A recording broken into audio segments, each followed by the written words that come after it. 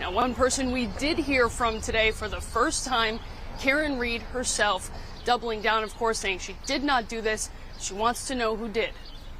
Said it feels we're the only ones fighting for the truth of what happened to John O'Keefe. And me and my family and my attorneys and my team have marshaled every resource to get to the truth. It just feels like no one else wants it. Okay, just to be clear, you didn't do it. We know who did it, Steve. We know. And we know who spearheaded this cover-up. You all know. Yes, we do. And no, she didn't do it. No, she didn't do it. This is an innocent woman. She didn't do it. I tried to save his life. Yeah. I tried to save his life at 6 in the morning. I was covered in the only one trying to save his life. Why'd you admit to it? She didn't admit to it.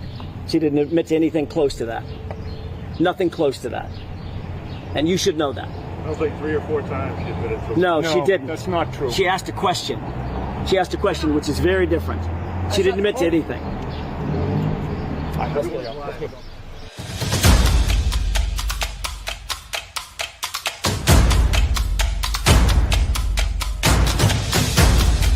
You are listening to the Roberta Glass True Crime Report, putting the true back in true crime.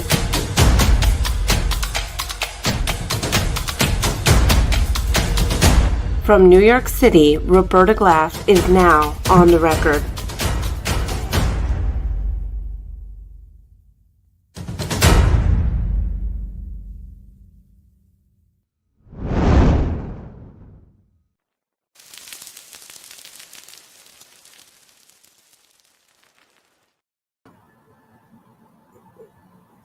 Okay, how is everybody?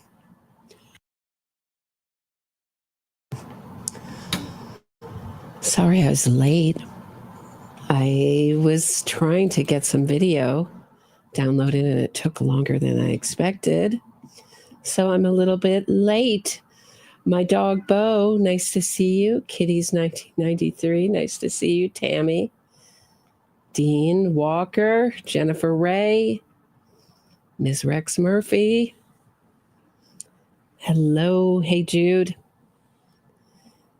So I wanted to talk about Karen Read's behavior, and one of the real techniques of psychopaths is gaslighting, mixing it all up, confusing, and ultimately blame shifting.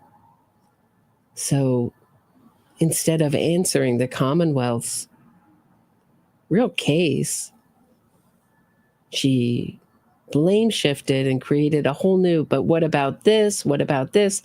Point away from the evidence and herself and cast suspicion in other people.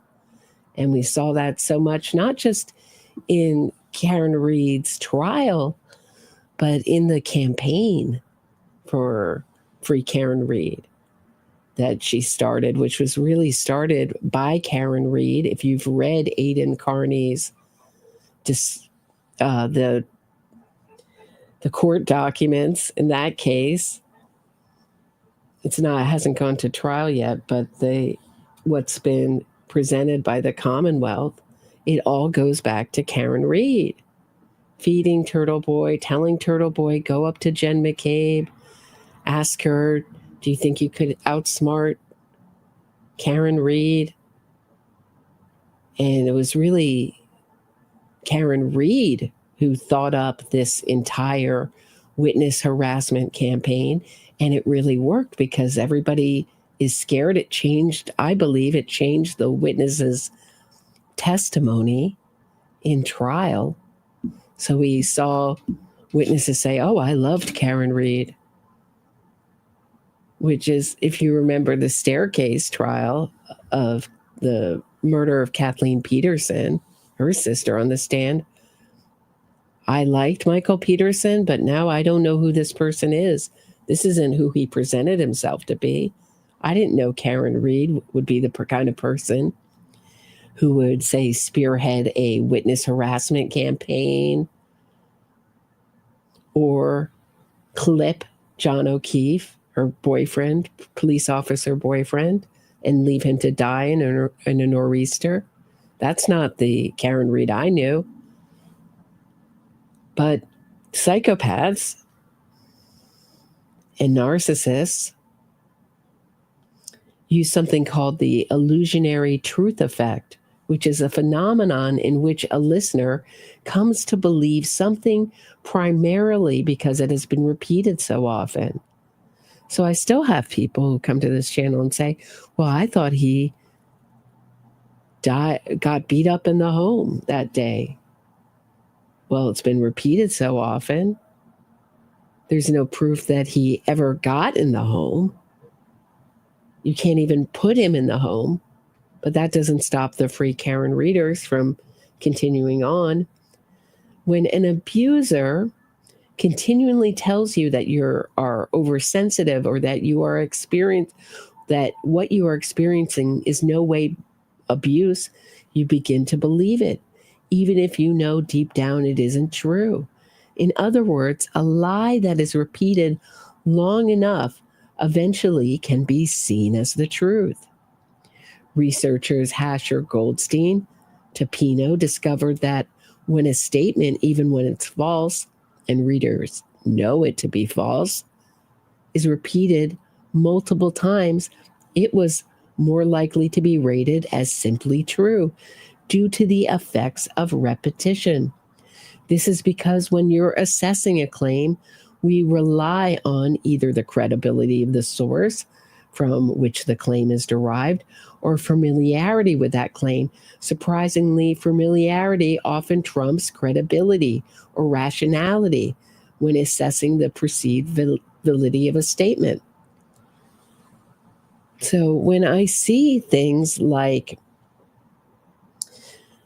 this was all an accident, Karen Reed was blackout drunk, she didn't know what she was doing, be repeated so often, even with people this side of the fence, I see it as super dangerous because it's being repeated so often that becomes the story. Oh, Karen Reed accidentally hit her police officer boyfriend and left him to die in the cold. When we know from her infotainment system that she could not miss that loud beeping, flashing, warning her she was going to hit something.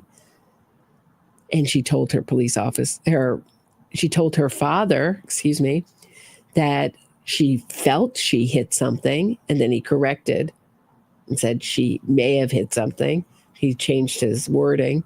But when you feel you hit something, that's an experiential memory.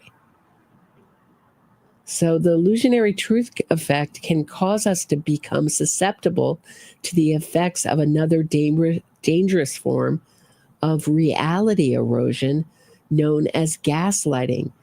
Deliberate manipulators who gaslight with the intention of eroding your reality and rewriting history tend to use the illusionary truth effect to their advantage. They will repeat falsehoods so often that they become ingrained in the mind as unshakable truths. And so I see this case, when I see this case spinning into a very bad direction, and I have reported on so many innocence fraud campaigns. This is the first one pre-trial.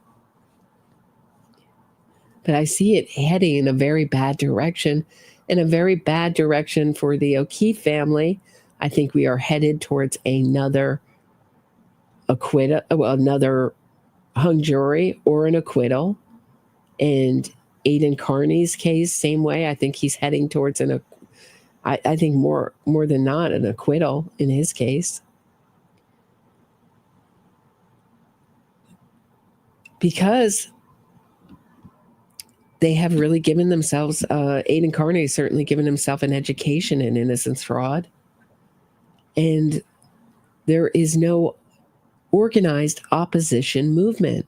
So when I talked about encouraging the O'Keefe family to speak out as a family, and when there's only a short interview with Paul O'Keefe in the public domain, or one or two interviews, there's no opposition to the free Karen readers. So we're at a huge disadvantage. And then when you go to the Justice for John O'Keefe website, it has a picture of John O'Keefe with the phrase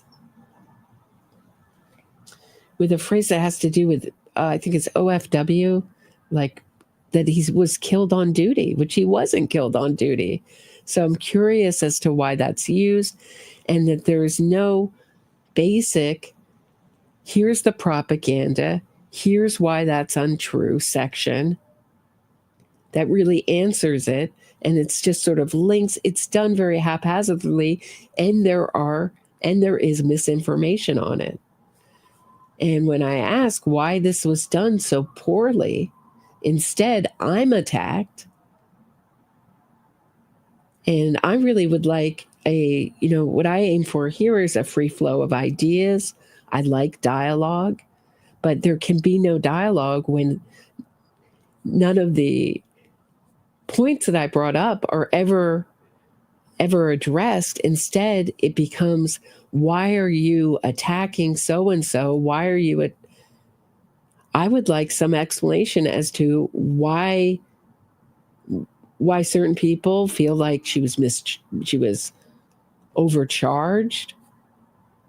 Because if Karen Reed walks away with a manslaughter charge, that is a very, very short sentence she's got. And with her lawyers, they can, first-time offender, whittle it down to, near nothing, especially in Massachusetts. So I just want to take care of this right away. So Kevin from Yellow Cottage Tales is continuing, not answering any of the points, the important points that I brought up yesterday. Instead, because any kind of disagreement with Kevin is seen as a personal attack. And that's something I've seen over there in his comment section. You can't disagree with him.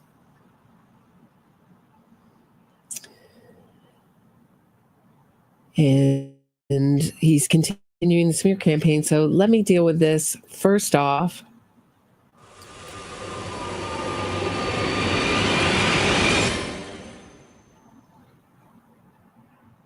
but you can't stop the truth. You can't stop it when people are smarter than you. You can't. They're just going to keep. This is why Turtle's frustrated. And this is something that he says continually, that I'm not bright enough, and I'm not bright enough. And I would say that you have to be very careful when you say or think that you're the smartest person in the room. You are often not the smartest person in the room. This is why Turtle is so frustrated. He can't beat me. He can't beat Kate. You can't beat people that are smarter than you and have the truth. You can't. You don't win in the end. You shouldn't even try. But if you're going to try anything, have integrity. Try to be decent. Try to be a decent human being. Try to have some ethics about the way you operate. And in his classic Darvo style, he's trying to reverse it on us. Yeah, I'm reversing it on you. You dumbass, just go slit your wrists. You dumbass, just go slit your wrists. But I did watch the whole show. It's actually so he's saying we should have integrity in the way that we conduct ourselves, and then he's telling someone who he has a disagreement with to go kill themselves. I believe that person was also struggling with cancer. And have integrity in the way you comport yourself. The first time I've watched Turtle Boy for any length of time in a long time. I thought overall he did a good job, and I think it was. So he's talking about the juror interview, and I'll go over that soon. I had to move it because tomorrow's the hearing, and there's so much information. There's so much stuff I want to go over in that juror. It's really got to be clipped down, and because it's only me, it's going to take some time to go through it. And this, I have to unfortunately nip some of these untruths in the bud, or they will just continue being repeated and become the truth. Was very useful. And I hope to hell that lawyers from both sides are watching and learning, because lawyers made mistakes from both sides. Speaking of which, I totally forgot about this name, really, of this kind of uninteresting person, but people were just telling me just a little while ago that I had to laugh, of this totally uninteresting person that I'm going to talk about, that I'm going to talk about for the next 10 minutes, that I'm going to keep bringing up in my live stream. This person who holds no interest at all, and and is so dumb. I have to tell you how dumb she is and uninteresting. And now I have a creepy voice. I think he says that later. I have a creepy voice. Roberta's talking about me again live. She can't generate her own content, I guess. So, but she gets everything. Gosh darn it. Gosh darn it. Covering 3 federal trials, interviewing lawyers, interviewing authors, documentarians, scientists. What I waste all my time for? When I could have been covering, when I could have just been commenting on Kevin's videos for 700 videos with my no content. what? Oh, I have nothing to do tonight. Oh, let me get to, because hey Kevin, let me break it down for you.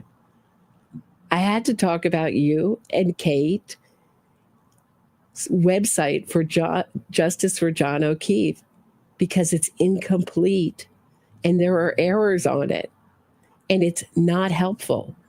And if you don't see the direction, everyone sees the direction this is going. But you and Kate, you all think, it's gonna all handle itself in court. I'm not saying you're alone in that opinion.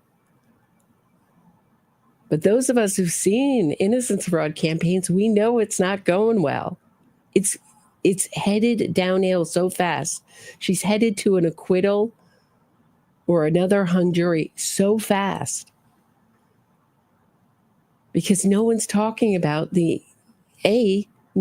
is no movement against it. So all this stuff comes into court. It's not supposed to, but the innocence fraud campaign comes right into court and infects the jury pool, and hence you get a hung jury or you get an acquittal. Or if we're lucky, we might just see her convicted on some tiny little charge, or she gets to do community service or a small house arrest or some small jail or prison time. That's where it's headed. Weirdly wrong and unintelligent. So I put it on for 10 seconds. Hey, Kevin, if I'm so wrong, show me how I'm wrong. Don't just say it. Show me. Bring the receipts, bro. Bring the receipts. Just before I came on here.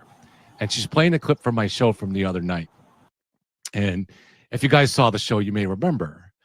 So she's going into, because I just described how the lawyers from the defense team screwed up badly enough that I said I think Karen should get her money back. And then she goes, Roberta goes, well, you just said 2 minutes ago that they're like an all-star team of lawyers. That's right, I did.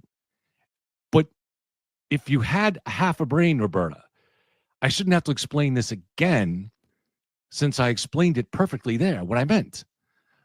What I said was, it's like 2 teams that make the Super Bowl. They obviously had to be excellent teams to make the Super Bowl. However, they get there and they both have a historically bad day. Bad game plans, mistakes. That's happened before. And we saw just this most recent Super Bowl, one of the greatest dynasties of all time, the Kansas City. Okay, so Kevin, what you're saying is that these incredible lawyers had a bad day every day in court, all 8+ weeks of the trial. Every day was a terrible day.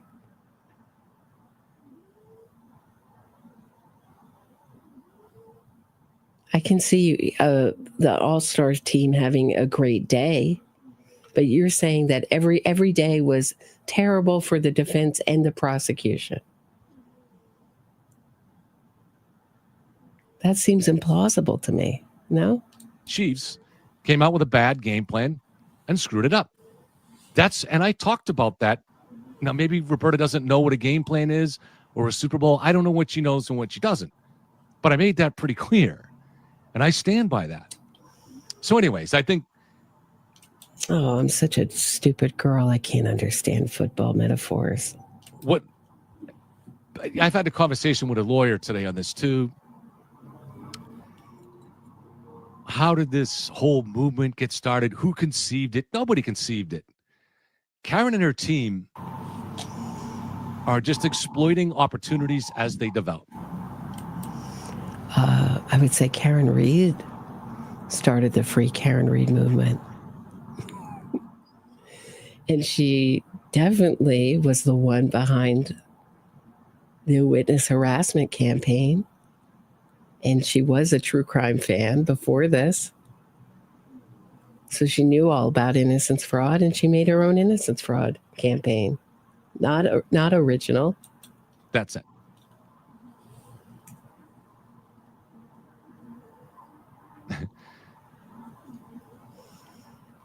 Roberta got us all by the balls for months. I mean, she just can't develop her own content. And she's not smart enough to give. Just keep repeating that I'm not smart and I can't produce my own content. If I couldn't produce my own content, it wouldn't be allowed on YouTube for one. But I sure have a lot of no content. All the NXIVM hearings, all the Larry Ray trial, Ghislaine Maxwell trial, multiple interviews with all sorts of people. So what am I on? I'm on like 700 episodes plus now. It's a lot of no content. Somebody analysis. I don't even think about her. I don't watch her show. I don't care what she says. But she seems... He doesn't think about me. He doesn't think about me. This uninteresting, dumb person. To run out of material and go back to embracing going after me. And I guess now lately she's going after Kate all the time. Interestingly, I think that started because a couple months ago, she reached out to Kate. This story is, I'll just prepare you for it, is totally untrue. And I'll tell you the real story afterwards. It may have been what Kate told him. Kate may have lied to him. I don't know. I'll tell you what happened in a second. Kate if she would go on her show. And Kate just said, no, I'm friends with Kevin, so I don't want to do that. That's it. Kate didn't do anything else. Well,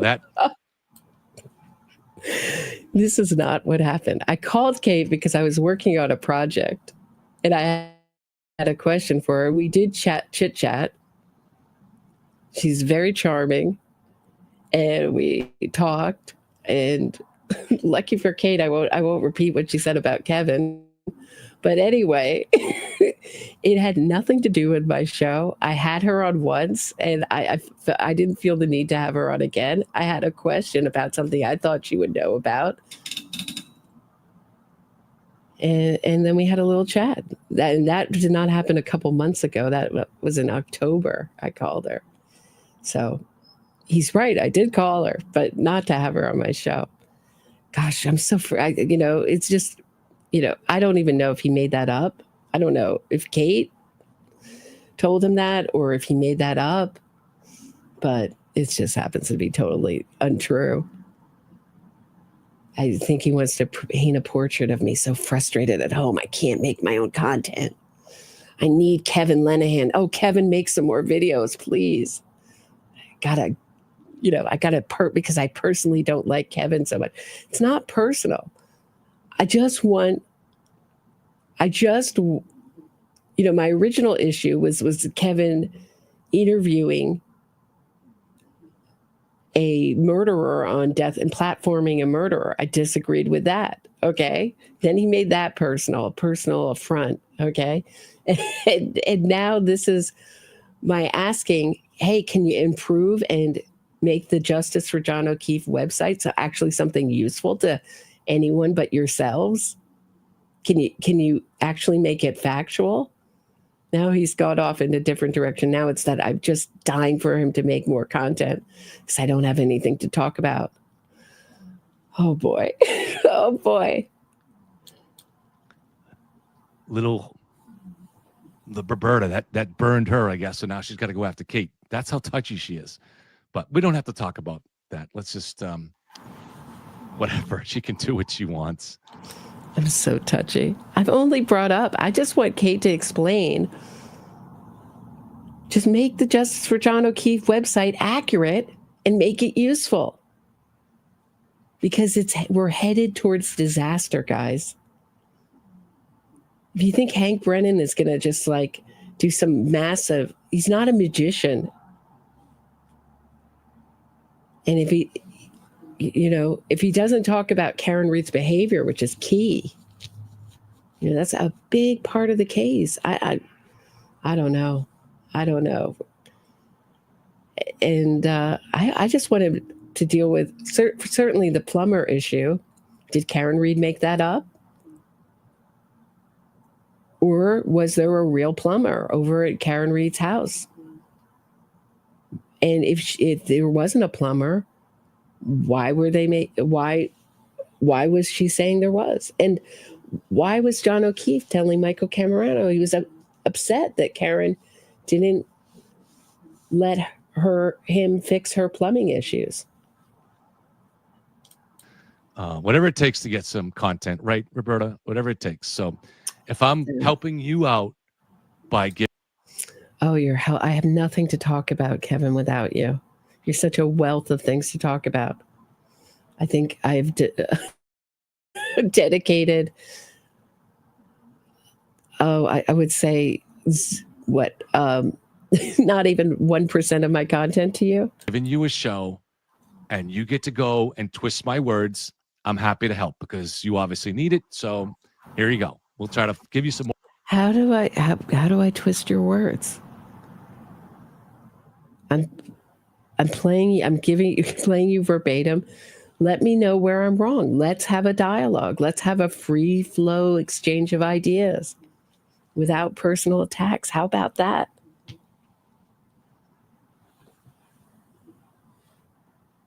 Timeline is out of whack. And this is something that Karen Reed really benefits from, is the chaos and the misinformation. More content here. Thank yous, IO. Claire Marie. Thank you very much, Claire Marie. As always, I appreciate your support. Thank you, Claire Marie. And welcome to new member, Scorpio Unicorn. And they're all going to run with this. I'm telling you, you get nothing for your membership. No soup for you. No, I mean, you're doing it to support me, and I appreciate it. So you get my undying appreciation, and someday we'll all get together in a place when people are no longer worried about Tom's CPU being out there filming, and I'll buy everybody a beer. So how's that? So Roberta, you want to run with that? Is there some way maybe Roberta can make some kind of fun with that? Kevin from Yellow Cottage Tales is trying to get people drunk. He's trying to offer them to buy him a beer. And he talked about heroin on the show. I'm trying to help you, Roberta, because you aren't capable of analyzing the case. So I'm trying to give you material. So, again, I'm not capable. I'm not capable of creating my own content. I desperately need Kevin. Then he says I'm in love with him.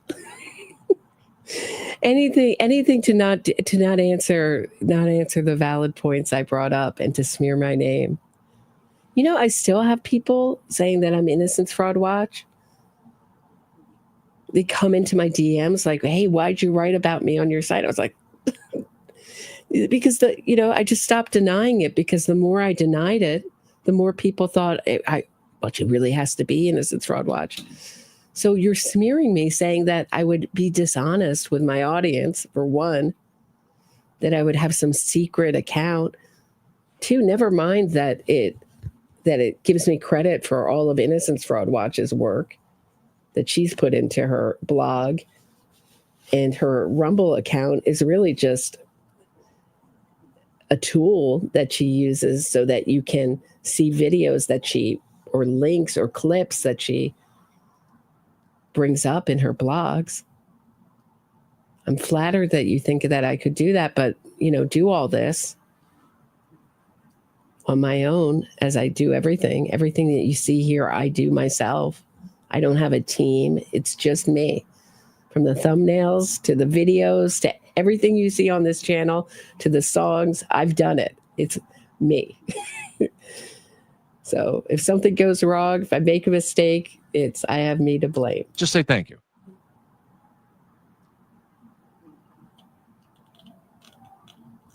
Was Roberta on My 600-Pound Life? I don't know anything about that.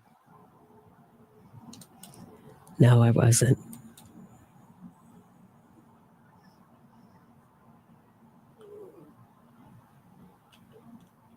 Don't worry about it, Michael. We don't have to know who Roberta is. She's just someone that has developed a very strange obsession. I don't know if... Yeah, I've developed a strange obsession with getting justice for victims' families.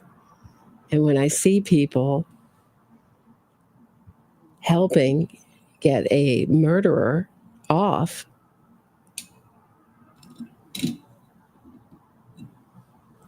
by creating confusion, by having a sloppy website that's inaccurate and doesn't correct the misinformation, I speak up, because that's where we're headed. We're headed again towards an acquittal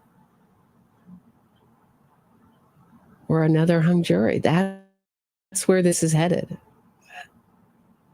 I know Hank Brennan's got a great reputation, but innocence fraud campaigns are powerful. I don't know. It's a strange obsession that came out of nowhere. So it almost feels like a jilted love interest, like someone that was interested in you and you didn't give that, reciprocate that interest, so they get mad. I don't know if that's what it is. Kevin, I don't want to hurt your feelings, but I would never be interested in you as a love interest. And I'm very taken, so no. Envy because I can wear a hat? I don't know. It never has made sense, but it may just be as simple as she can't. Right, just make it an irrational. You talk nonsense, and it's not helping bring justice to the O'Keefe family. You're not helping. Your book on Karen Reed, where you take a neutral position, it's not an anti-Karen Reed book. You take a neutral position on a cop killing psychopathic murderer because you want to gain more money for yourself. I say that's crap behavior. Can't generate content for her own channel, so she tries to jump on mine. And her show is, I treated her with He knows the power. Just keep saying it over and over again.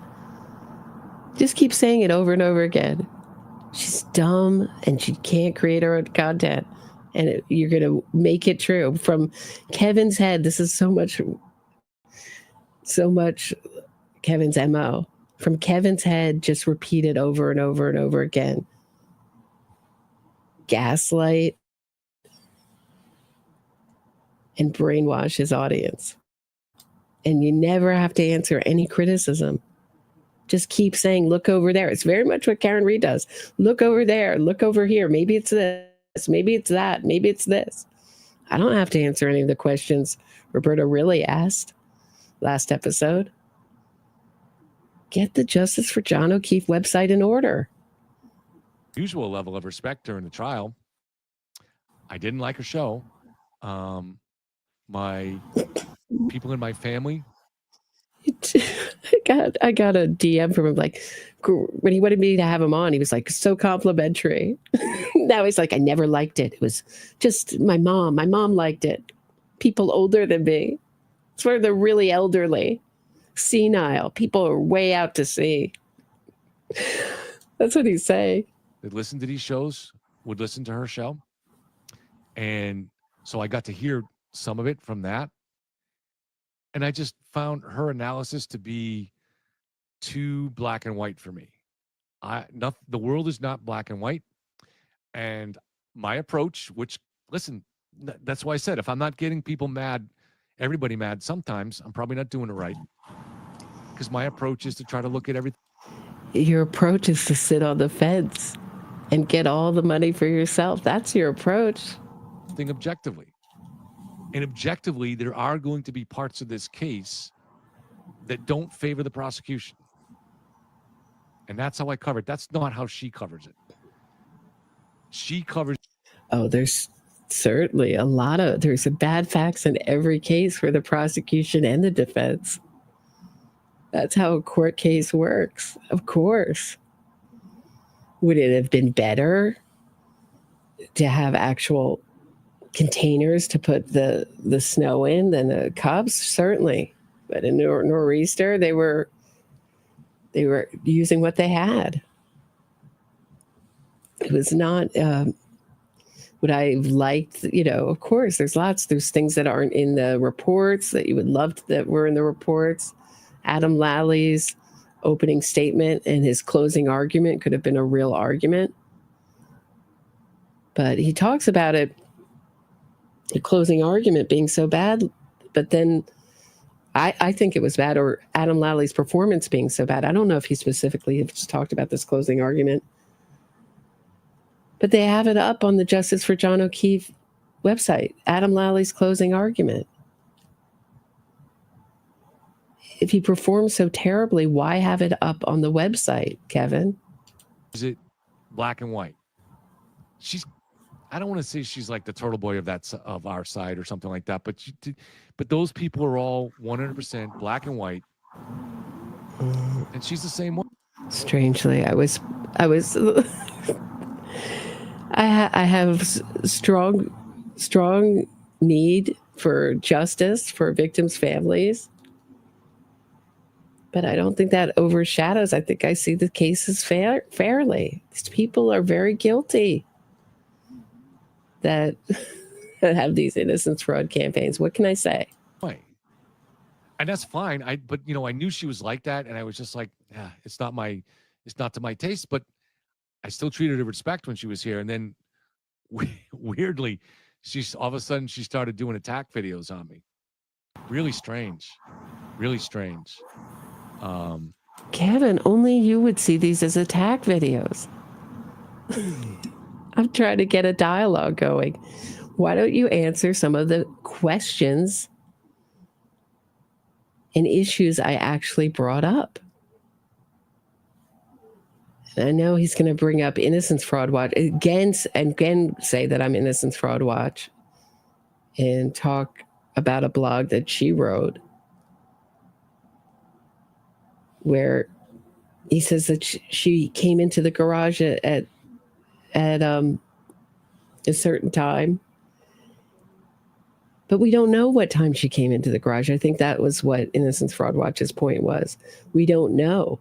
The defense says she came in because we can hear her heels clacking, but she could have pulled in before then. Looked at her taillight, done a number of things before she called John, and it's captured on the voicemail. This case has been a never-ending source of, you have to try to find entertainment in it, but a never-ending source of the unexpected. Like these weird little dramas. Like, why? I don't get it. But I don't have to understand everything in life, She's still trying to say that I got the timelines wrong on the voicemail, and I didn't.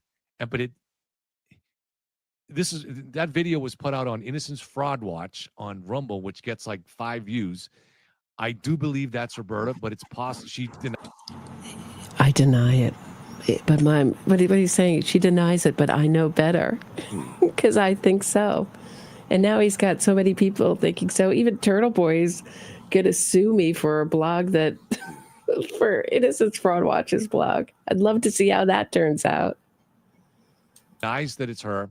I don't know, but she makes the same argument. So it's either her or someone very foolish that's close to her. And all the videos she puts out are asinine.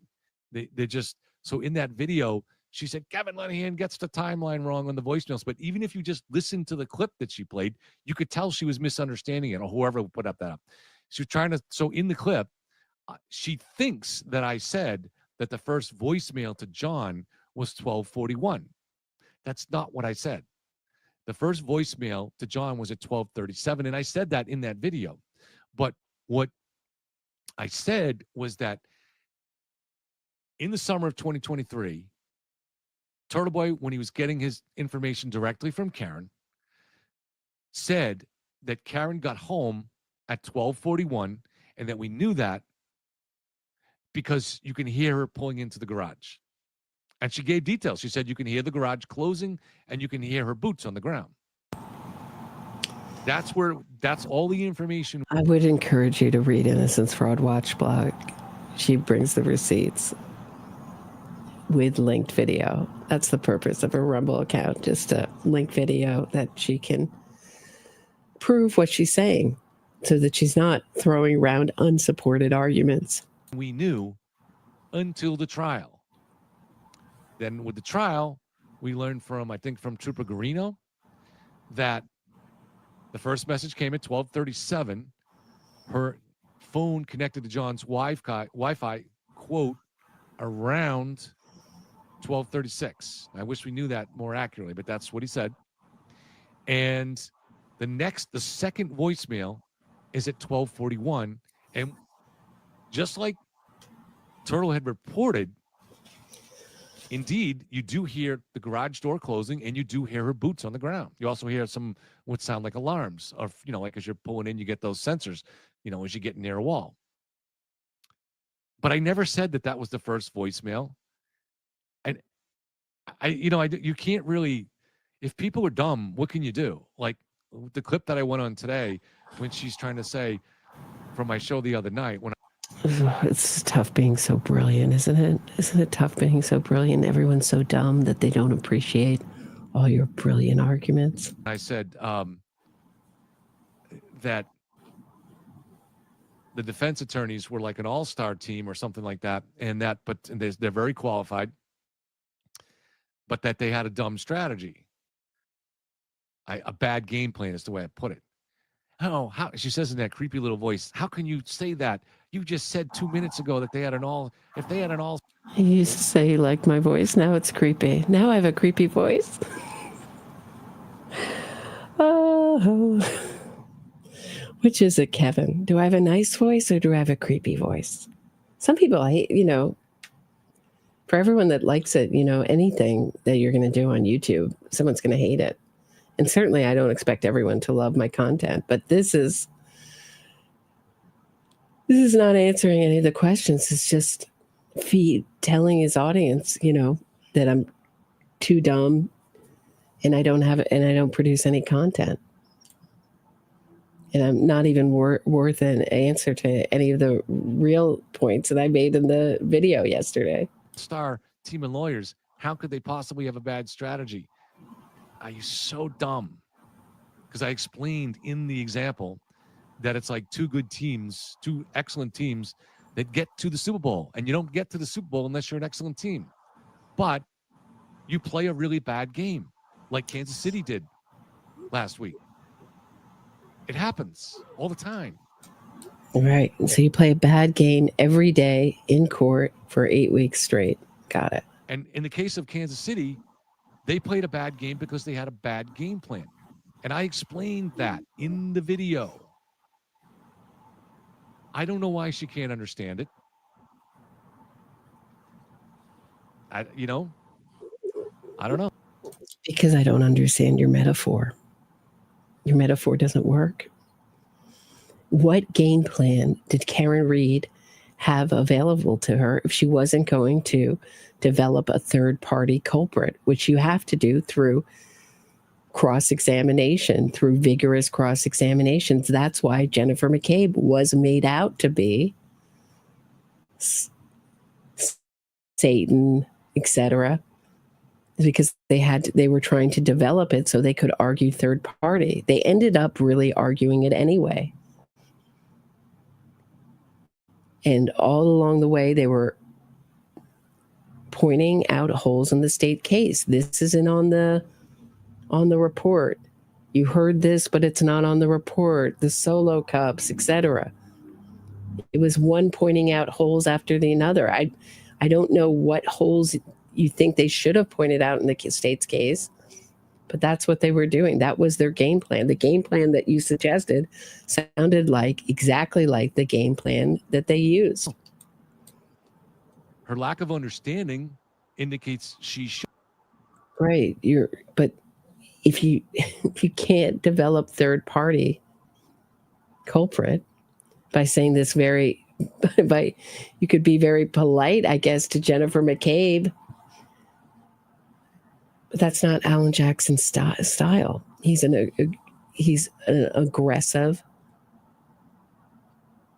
adversarial cross-examiner. That's the way he does it. Could be a free Karen reader. So why don't you go over to their side, Roberta? You'll do better with it. Attorney. See. Yeah, I probably would. I would be doing a lot better with it. I would be making a whole lot more money if I were a free Karen reader, certainly. Get a whole lot more views. But I'm stubbornly determined to see that the O'Keefe family see justice in this case, and that the witnesses who have been harassed don't see justice.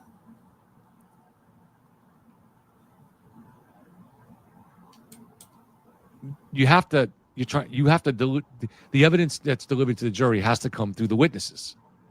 That's how it comes through. So, especially in a long trial, there has to be little subtle ways to get the witness to kind of clue the jury into that something important was just happened. So, for example, let's say you're introduced. The way you clue in the jury to the really salient testimony in the trial, or the salient evidence in the trial, is you have your closing argument. That's where you're allowed to argue and put it together and show what the evidence means. That's the opportunity for the prosecutor. No, Kevin? You're questioning Lieutenant O'Malley, the head of the CERT team, who said that he arrived there, I think, at 4:57 or something like that. So, not that you want to overdo this, but if he says if he's going through and he says I arrived at 4:57, you stop him and you say, Lieutenant O'Malley, are you sure about that? Did you check your watch? How do you know what time it was? But you can't stop the truth. Okay. You can't stop it when people are smarter than you. You can't. They're just going to keep. This is why Turtle's frustrated. This is why Turtle is so frustrated. He can't beat me. He can't beat Kate. You can't beat people that are smarter than you and have the truth. You can't. You don't win in the end. Okay. So Kevin's smarter than everyone.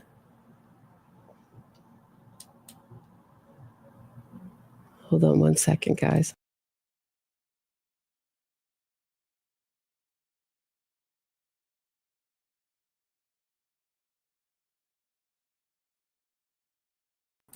Okay. Sorry about that.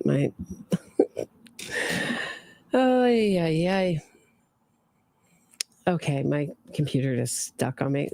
Karen Reed, speaking of gaslighting, has done a new interview, or a longer interview has been released, is a better way of putting it, more accurate way of putting it, with Ted Daniel. So I thought we'd take a look at that.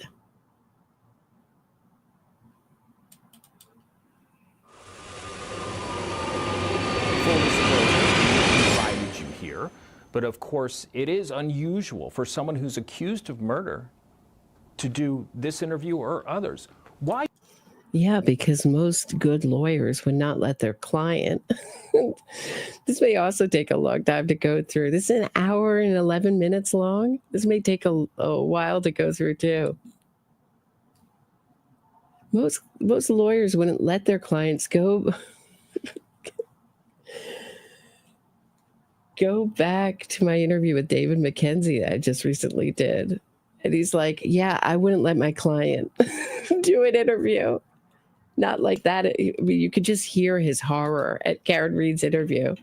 Like, I had four drinks, where she sort of stutters. And he's like, yeah, I didn't think he was mortally wounded. Could you hit him with your rather large SUV? No. David Mackenzie watched that clip and is a really experienced criminal lawyer. Done over, 50 murder cases. Hundreds of trials, and and he was like, I would not let my client do that. Why do you want to speak to the people of Massachusetts? I hope I'm right about that. At least over 100 trials. Massachusetts and beyond. I have nothing to hide. My life is in the balance, and it shouldn't be. And I believe sunlight is the best disinfectant, and that's been our team motto since inception.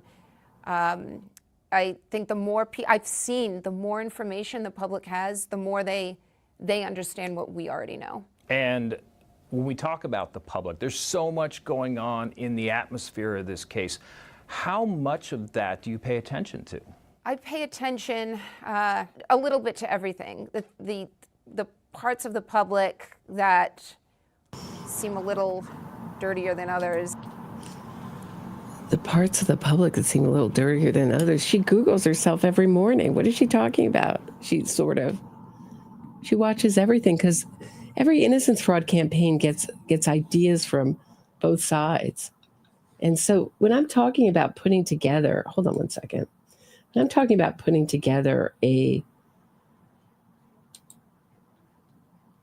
decent Justice for John O'Keefe website, what I'm talking about,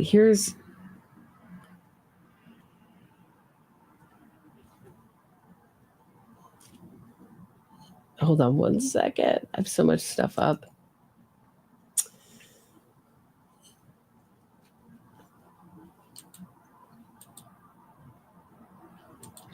Okay, this will make it easier. Why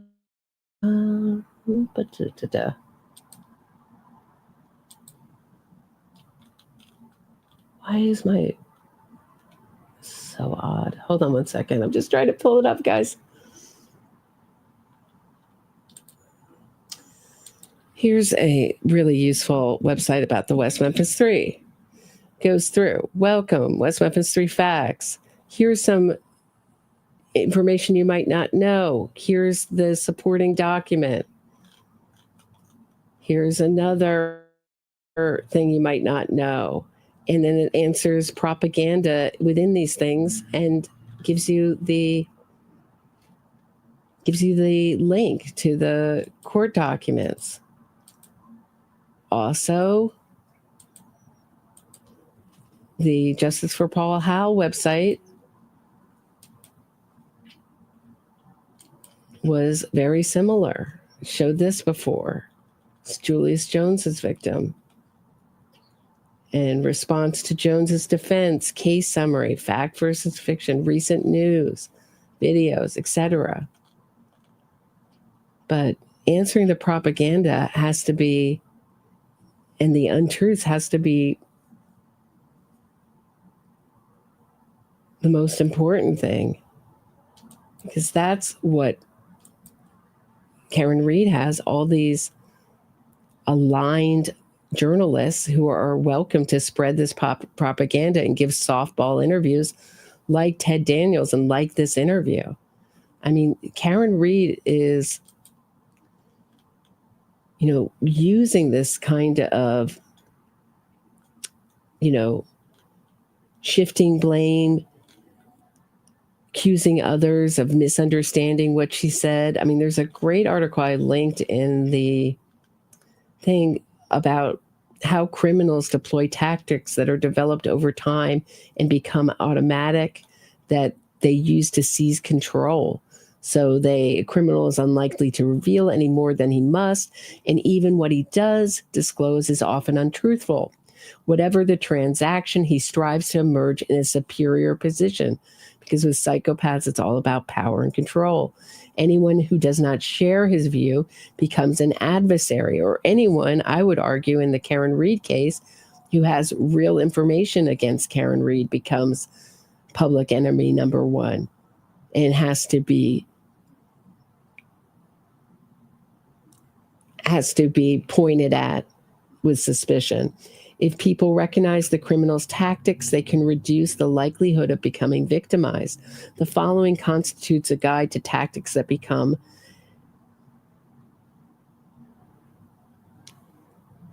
second nature to offenders who regard the world much as though it were their personal chessboard, on which they can manipulate people like pawns and fortify their already inflated self-images. The criminal's tactics subvert attempts of family, friends, and others who want to help offenders become responsible human beings. Feeding others what he thinks or she thinks they want to know, a criminal aims to outsmart others.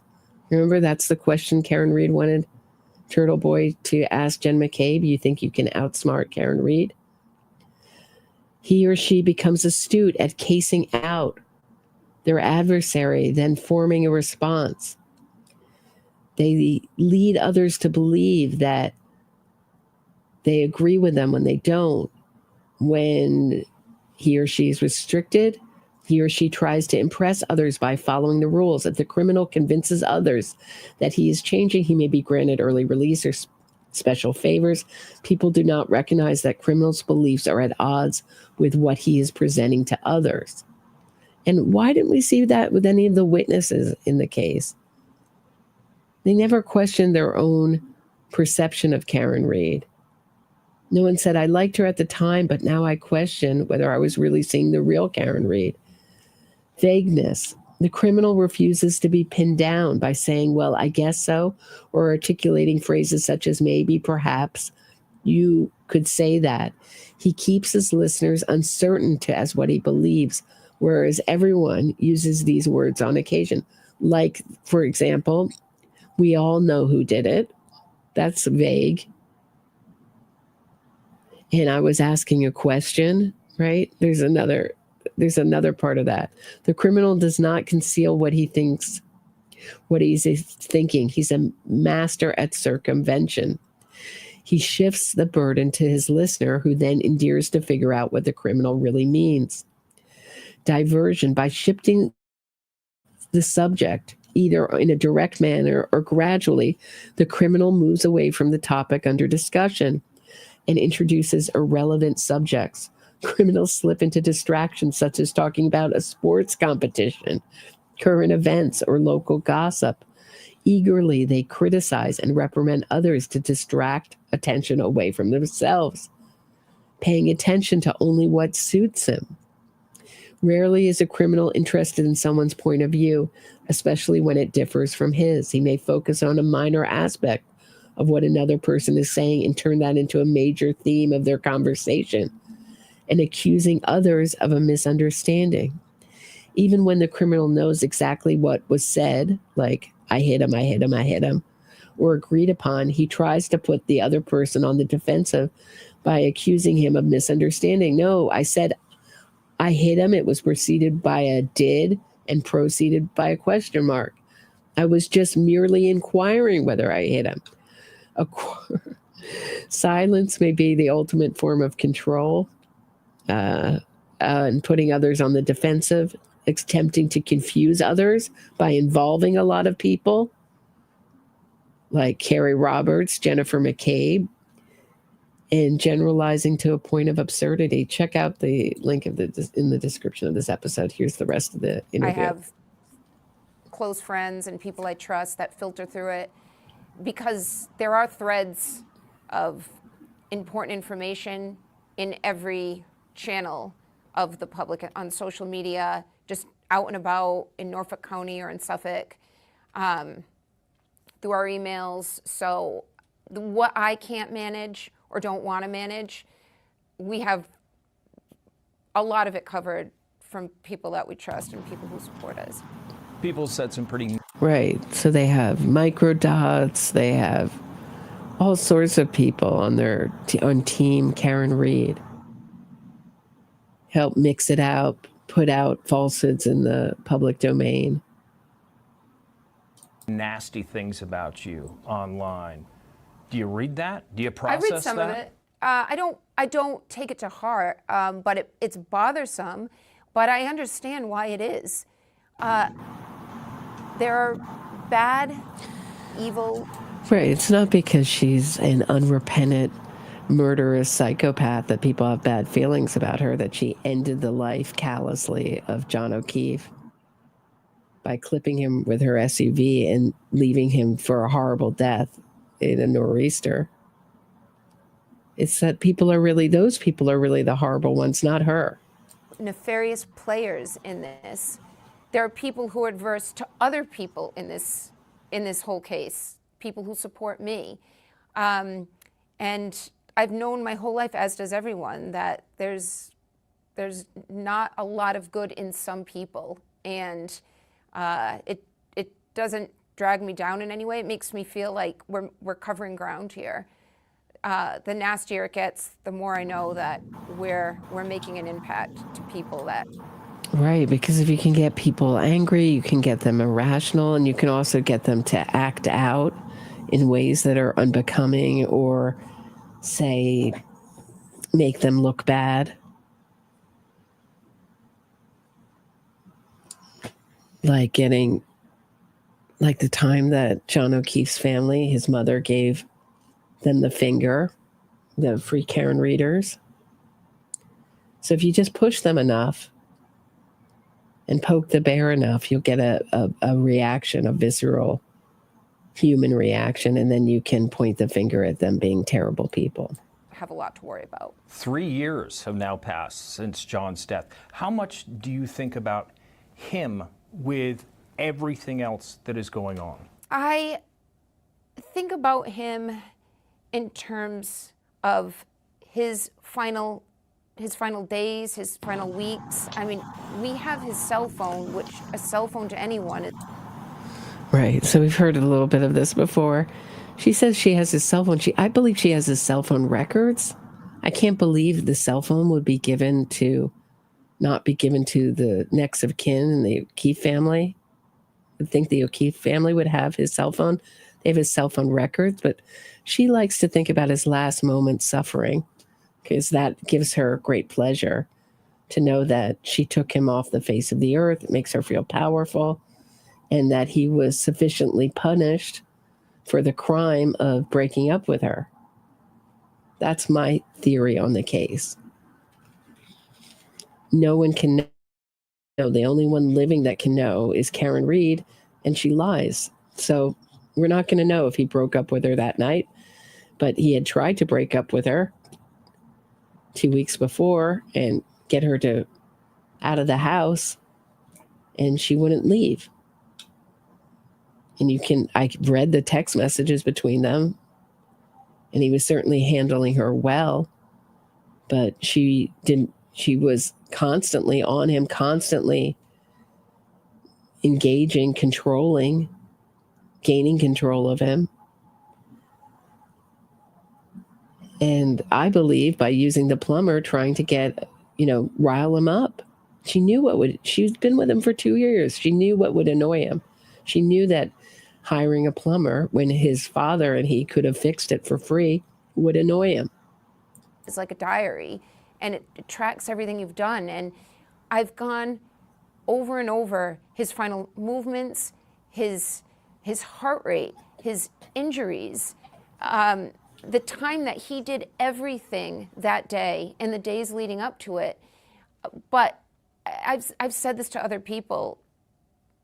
The time that I spent with John, 2 years, it's now been 3 since he's gone, since he was killed. And I'm a year beyond. I've eclipsed the time that I spent with him. And I have very mixed.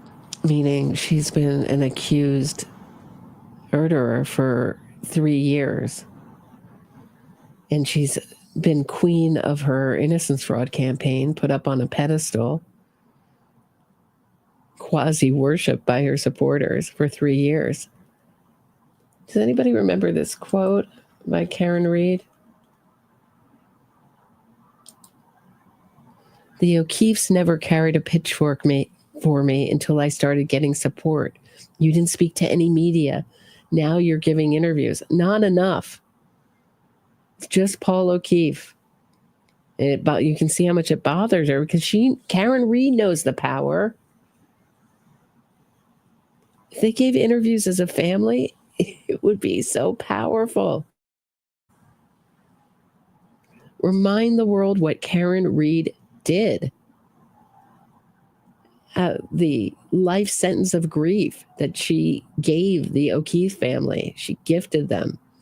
You really just can't stand my rising from the ashes. The only thing that changed is I started to come from a position of power. Karen Reed recognizes that her Innocence fraud campaign and she have become powerful. I've reached the point that John, here's her little acting bit. John, if you can hear me. John, can you hear me? I've done everything I can. I don't think your family can be saved. They want to see me incarcerated for the rest of my life, despite never seeing evidence while you were alive that I mistreated you. They didn't know.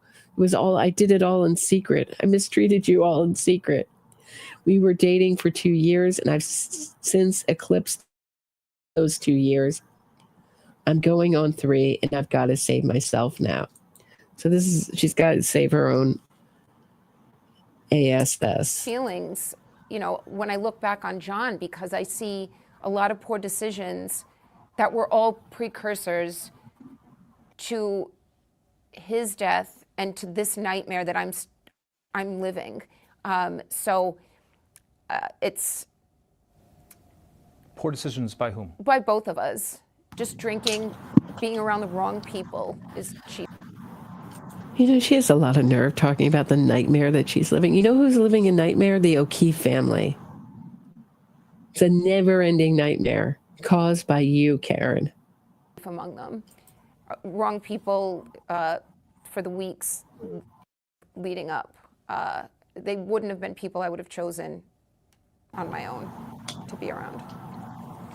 Oh, Karen Reed. It's the crowd. It's the bad crowd that John O'Keefe brought her into. These are terrible people, and she was wonderful. So I'm victim blaming here. Straight victim blaming. The juror does some of that, shockingly. Have you been able to start a new social life, a new dating life since this? No, I have my friends that were always in. Well, I'm dating my married lawyer right next to me, so it's not really a conventional dating life per se. We canoodle in public sometimes, and we work on my case, but he's kind of married, so it's not normal. That's my opinion. Life. I'm closer to them than ever, and it's been kind of a bittersweet silver lining is I don't know that I ever would have known my friends and family had this in them to be there for me in this way. So I feel very fortunate. And I've met so many new people. And that's enough of a life for me right now is, we go up. So here we're hearing about the friends that we've never seen, never heard from. All we see her around are free Karen Reed people and her lawyers.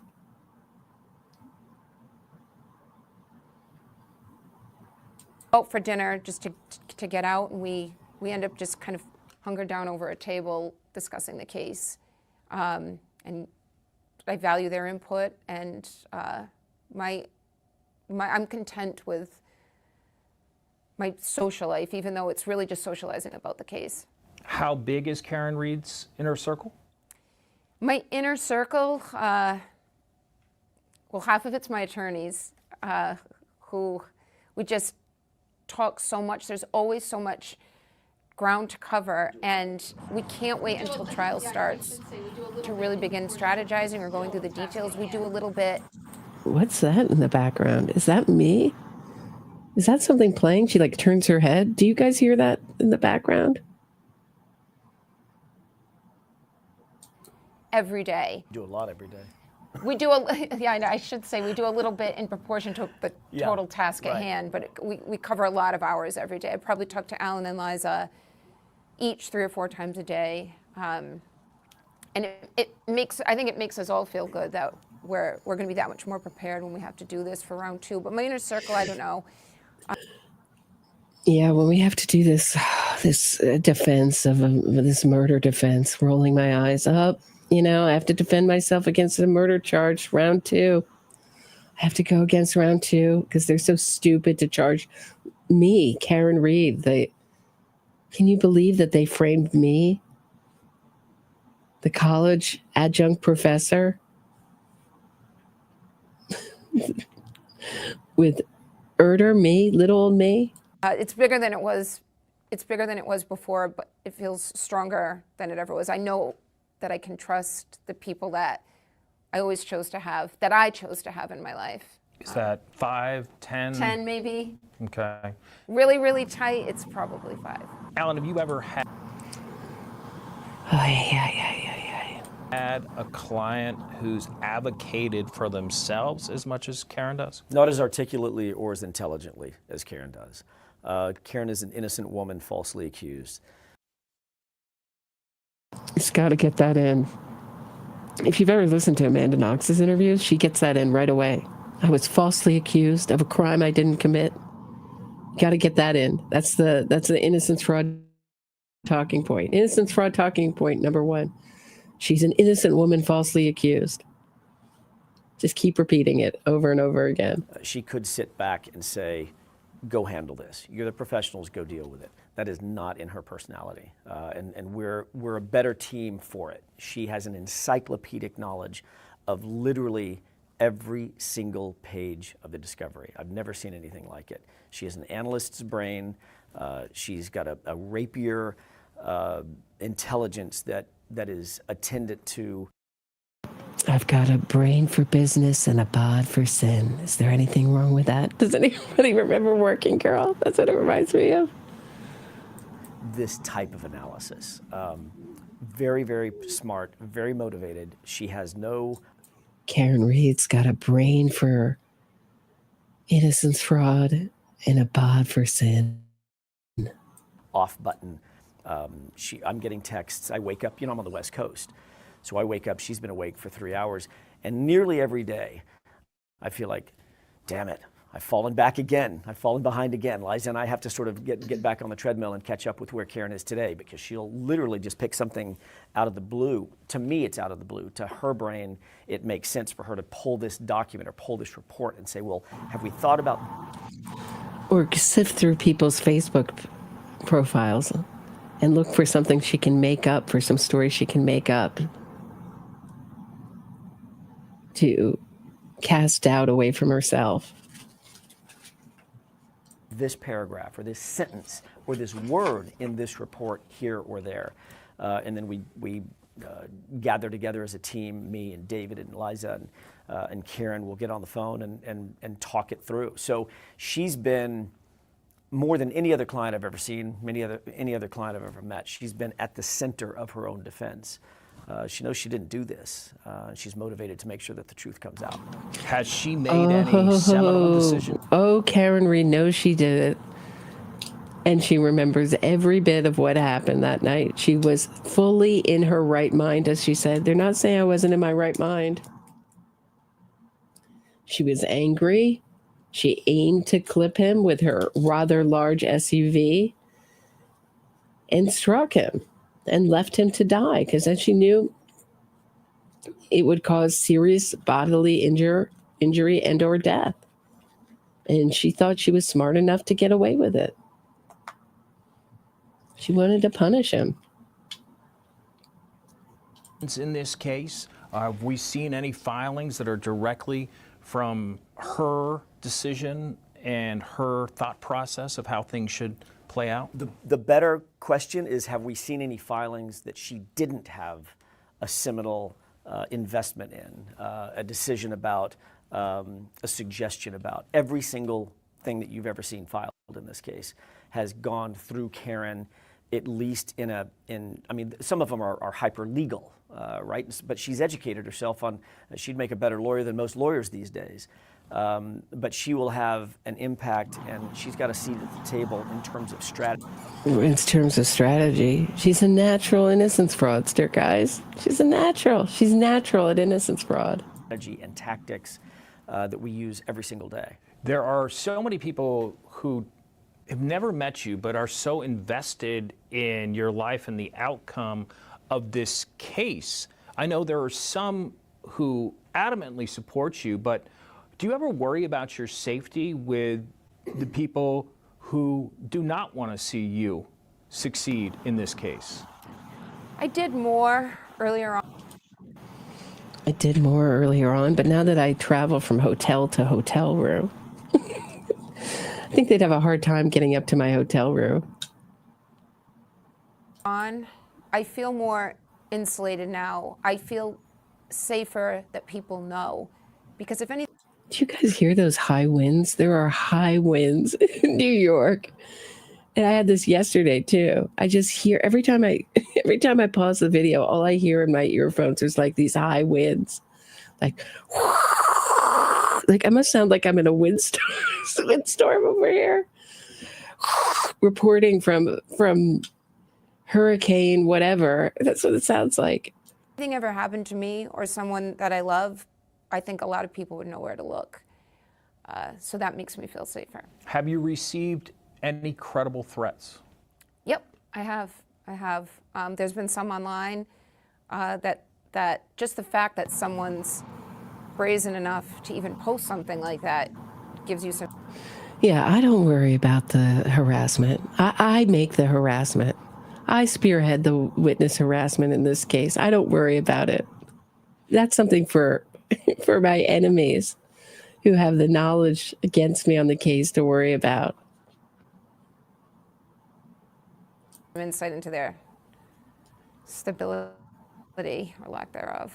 People showing up your house, calling your... ARCA never... What, King of Kings? What are you saying? ARCA never inspected the text stream data. They never inspected the vehicle and the mathematical model they used for a full-on pedestrian impact, and that's not what happened to John. Exactly, it was clipped, wasn't hit full-on. And their question that they had to answer was, could his head injury be caused by a full-on car collision into him? And it was unusual. She got the side of him. He was holding a glass, which is unusual. It's just, she talks about garbage in, garbage out. Boundless Millennial did a really good post on X about it. I retweeted it. If you're following me on X, you can read it.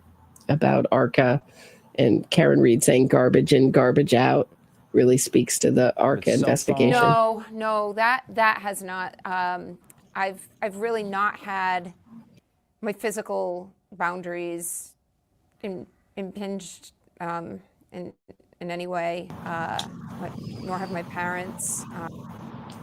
Yeah, they haven't had to deal with anything that, say, the O'Keefe family has, or any of the witnesses and their family in this case.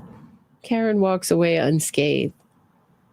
Everyone else gets called out murderer, et cetera, cop killer, but not me, the actual person who did it.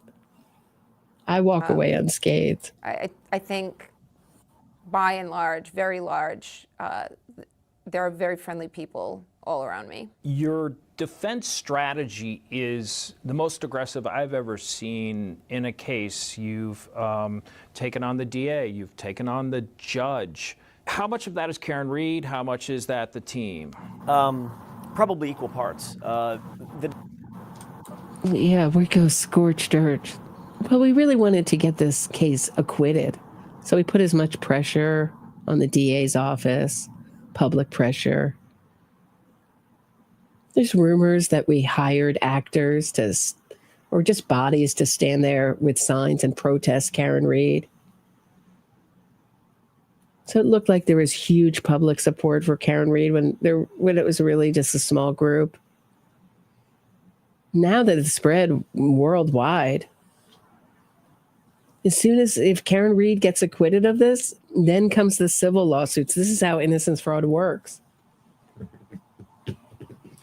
Is they clean up in our civil courts where the bar of evidence is much lower. No one's familiar with the case. And they get multi-million-dollar payouts. That's how innocence fraud works. And it's making lawyers very, very rich. And it's making criminals some money too. Mostly their lawyers see most of it, but if you're getting, 13 million, you might see, 1 million out of it, 2 million out of it, if you're lucky. Defense strategy comes down to... But that if Karen Read gets acquitted, we're going to see these lawsuits come one after another. False arrest, false imprisonment, those kind of things. Probably 3 or 4 words. Get the truth out. That's the defense strategy. It may be more aggressive than you're used to. The conduct in this case is more dire than I'm used to. I've seen a lot of cases. I've been doing this for 30 years. I don't think I've ever seen a case with as many questions, as many suspect actions, and as much suspect conduct as I've seen in this case. There is unequivocally corruption in this case. There are absolutely cover-ups in this case. I would agree. All done by the defense. All done by the defense. Collusions, cover-ups, corruption, lawyers going beyond the bounds of their profession, having inappropriate relations with their clients, misrepresenting facts to the court as things that they just made up in their head as it's been reported in their filings, lying to the court straight out like David Yannetti did when he said Karen Read had a brain tumor and a host of other ailments that we've never seen any proof of or heard about ever again. There's conduct by law enforcement and the DA's office that the likes of which I've never seen. And my job. Hey, guess what, AJ? That's shocking because there's been conduct by lawyers that's so egregious that I've never seen it done in any other case either. You win. I'm shocked too by your conduct and Yannetti's conduct and your whole team's conduct. It's been shocking to see the way you've comported yourself. Never once saying, don't harass the victim's family, don't harass witnesses. Never once calling off the dogs. In fact, helping it along, making multiple calls to Turtle Boy.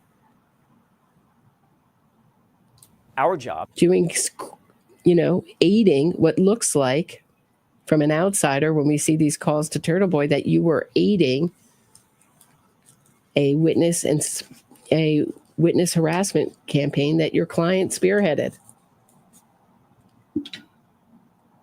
As a team is to get that truth out. I'm not going to sit idly by. Our team is never going to sit idly by and let an innocent woman be convicted. You guys, did you get that she's an innocent woman? Just keep saying it again and again. An innocent woman. She's innocent. I don't have to prove it or point to anything. I just keep saying it over and over again. I don't come with any receipts. There's nothing we had in court. All we did was try to poke holes in the state's case because there's nothing else you can do when you're defending Karen Read. It's her taillight and John O'Keefe's shirt. John O'Keefe never moved never went in the home from where he was hit. And then we have Karen Reed's own behavior. She seemed to know he's dead right away before anyone else. And how he was killed strangely by a vehicle. She says a plow. And then she says, I hit him. It's all my fault.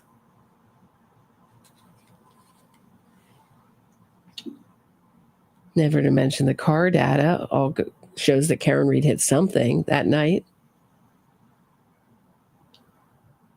And Karen Reed did a great job. She involved a lot of people, created a lot of confusion, a lot of gaslighting, manipulation, just mixing things up, bringing in this character and that character, changing what she said to this person, to that person, making up a new story.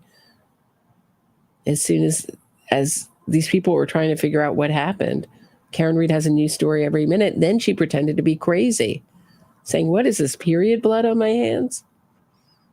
How is she? She just was straddling John O'Keefe, lifting up her shirt and his shirt to, quote, get him warm, which is the grossest, never clearing his airways to do any resuscitation because everyone knew he was long since passed that morning. But then she acted crazy and strangely crazy 1 minute. Remember was it Jennifer McCabe or Carrie Roberts' testimony that 1 minute she was very calm? I think it was Jennifer McCabe's. In the next minute, she's hysterical, which shows you it's an act. When you're hysterical, you don't calm down in a millisecond. She put on an act of being crazy, got herself sectioned so she don't ever have to talk to police officers. Give a story. That's one of her complaints in this interview, is that the witnesses were interviewed with the aid of a lawyer. And she was given the same right. She just refused it. She just kept talking through it. You know, we're all in the same joke. Remember that? They're like, excuse me, Mr. Reed, you have the right to remain silent. She starts talking about the Alberts. His head was pulverized. Taillight was smashed, and John O'Keefe's face was pulverized. Based on false evidence, false pretenses, cover-ups, agreements and decisions on the other side to hamstring the defense, hamstring our ability to get the truth out. I'm not going to sit idly by to do that. So is it aggressive? Sure, it's aggressive. But a woman's life is in the balance. So yeah, we're going to stay aggressive. We've been aggressive. We're going to stay aggressive until the truth comes out. I think it was 4 words at the end of the last trial, and it was, I'm going to declare a mistrial. What was that like for you to take in? 4 words, 4 little words. What is this? What a weird way to ask a question. How did you feel when they declared a mistrial? 4 little words were spoken. I'm going to declare a mistrial. It's not, I love you too. Not something, I don't know what. 4 words. It was the outcome that I had thought about the least. I had thought about the best case scenario, and I always think about the worst because that's how I'm able to process. I have to think it through. How will I deal with this? Who will fight for me if I'm not sitting here to fight for myself? And of course I thought about an acquittal because I know I deserve it. Maestro, isn't that 6 words right? I'm going to declare a mistrial. You're right. It's not even 4 words. Declare a mistrial. Gonna declare a mistrial. I had not really thought about a mistrial. It was only a couple days. It was like day 2, the end of day 2 into the deliberations, that both David and Alan told me separately when we were in the church next door that this could be a mistrial. And the prospect of that at that time during jury deliberations was a gut punch.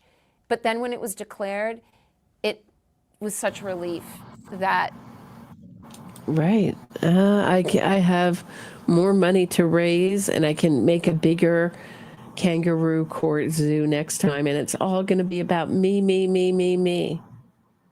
And I can further punish the O'Keefe family, and their nightmare continues. And it's all about me, me, me, while I continue to rake in the do-re-mi.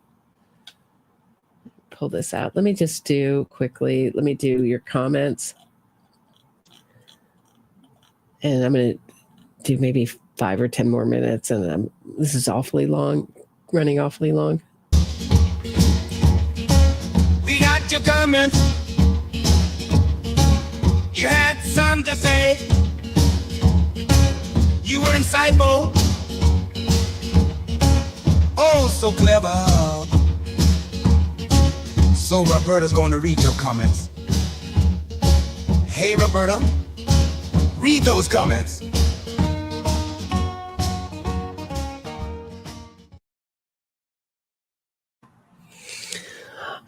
Diane Brooks, I think in Karen's intoxicated state, her priority was to allow time to let her alcohol to wear off before John was found.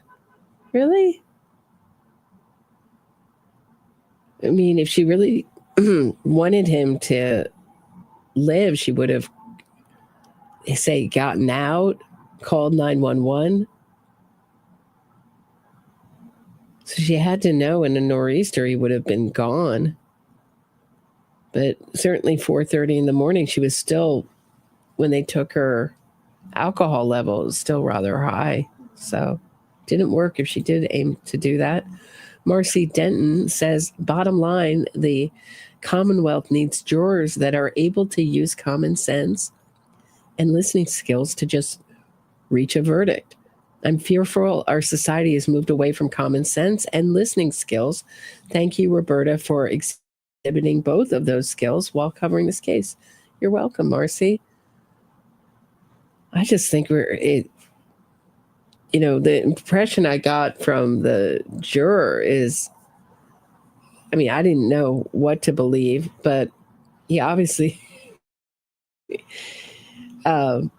lost the plot and came across very narcissistic and dishonest, in my opinion.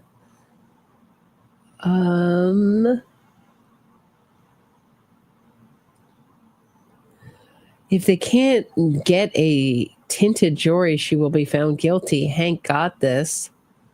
Yeah, I know. A lot of people feel like Hank Brennan's an excellent lawyer.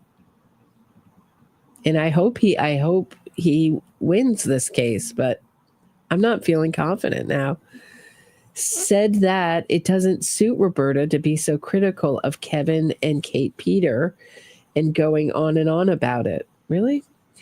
It's annoying. We get you don't like them. Really? You think that this is because I don't like either? It's personal?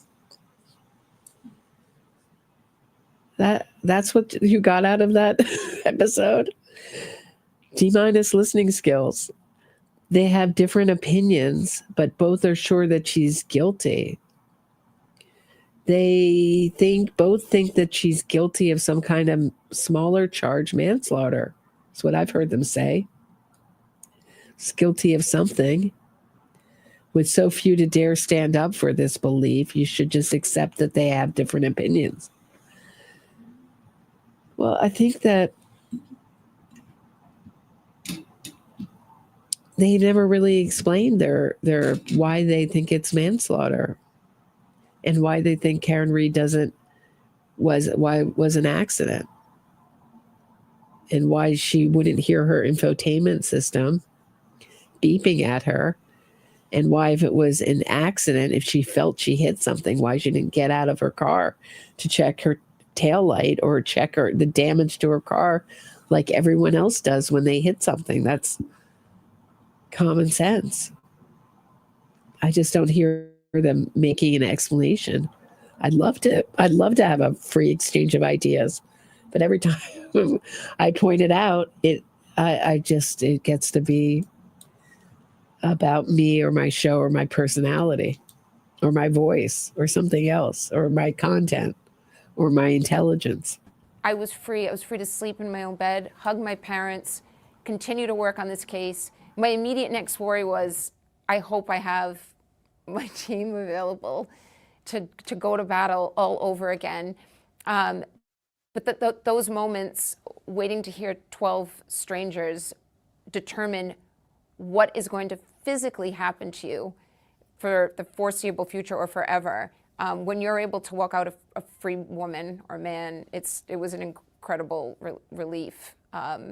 You just see your life it can just be taken away from you. As we head to the second trial, her life taken away from her. No, that's what you did to John O'Keefe. And this is something that killers like to do often. So they obscure the victim altogether while making themselves the victim. It's often done in innocence fraud campaigns. And now she's saying that her life is being taken from her, where she took John O'Keefe's life. Now, your future, maybe your future, some of your, for however long, will be different, and you'll have to face consequences for your actions, but it's not being taken from you for no reason. You will still have your life in prison. Karen, it will be a very different life than you want. But John O'Keefe doesn't have that luxury. And his family have been sentenced to a life sentence of grief. one of the possible outcomes here could be a conviction. That could be prison time. How much have you thought about that? I think about it every day, about prison time, and it doesn't frighten me the way it did 3 years ago. I was arrested 3 years ago tomorrow, and I've been in jail twice as a result of this prosecution. And I have total faith in myself that I will be able to manipulate so many people in prison should I go. This is my innocence fraud campaign has given me confidence that I can manipulate people even more efficiently and smoothly than I thought before. So I have no qualms about going to prison. Because you can't outsmart me. I've now... See, I mean, all these interviews, what they really show us is that Karen Read sees the value in her innocence fraud campaign. And she sees more value in it than her actual trial. She knows that all these interviews will be played and the contradictions in them will be played at trial. But she knows it's much more helpful to her to have a nonstop innocence fraud campaign and her talking points played outside of court where there are no rules for evidence, where there is no punishment for lying. She's not under oath, and she can say and do whatever she wants and rile up her base, bring more money in, poison the jury pool a little bit more, brainwash the public. And so even the people that may think she did it, may think she might have just done something by accident. Just keep chipping away at the public consciousness. Accepted the fact that what's happening to me and the awareness this case has raised and the eyes it's opened, that is what my purpose is in Massachusetts and whatever effect this has in other parts of the country. And even if a jury got it wrong or there's even more nefarious behavior on behalf of this prosecution, then just even more awareness will be raised. So I can accept whatever happens.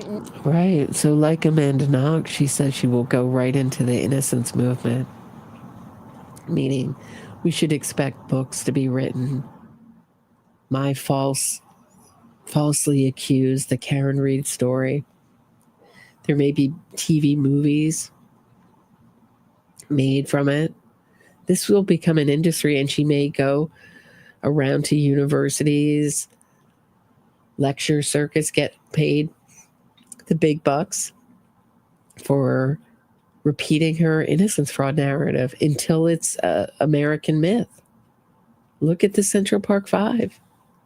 Nothing will ever get the best of me or break me down. There have been sort of these unsubstantiated claims in the atmosphere that there might have been some funny business with the jurors who were dismissed. Right. Is this a real concern that you have? Is this something that you are looking at, or have you just dismissed it as rumor? I'll never just dismiss that as rumor. Something like that is, it's too convenient for the prosecution for us to just dismiss out of hand. Do I have any evidence, specific evidence, that there was jury tampering? I don't have any specific evidence of it. Do I think that there are questions that should be asked? Do I think that there are questions that have been raised? Okay, so you're saying that free Karen readers got on the jury? I think so. We already know one got kicked off. We know one got on the jury because she got kicked off, bragging how she was a free Karen reader, stuck on the jury, bragging about it at a bar. Got kicked off. Is that what they're talking about here? The way the jurors were dismissed, and who was dismissed very specifically. There were jurors who very, very clearly throughout, it's impossible to sit. You know what Karen Reed reminds me of? Let me see if I can pull up a picture. But sometimes when you see her from the sides, hold on, let me get up a picture. So,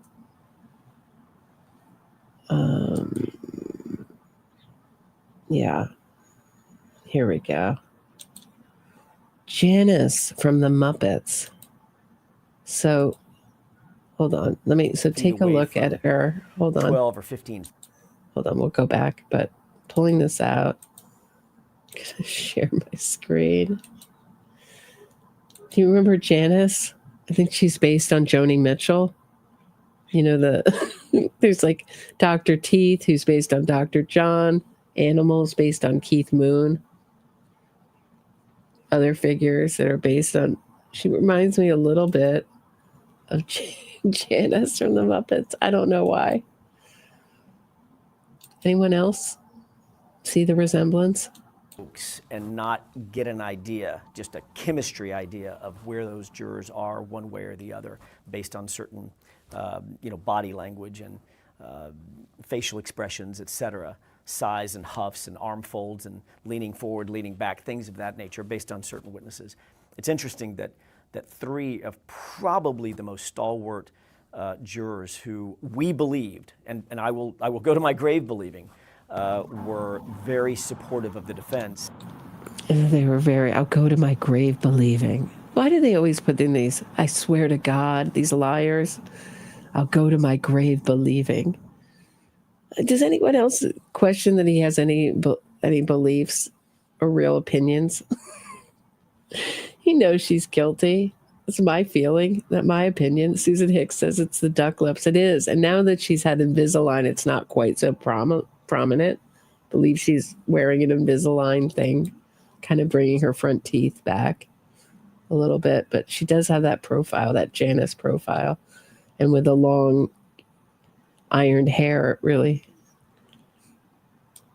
ended up cast aside within minutes, not days or hours, within minutes of the jurors deliberating, within minutes of me standing up and giving my final summation.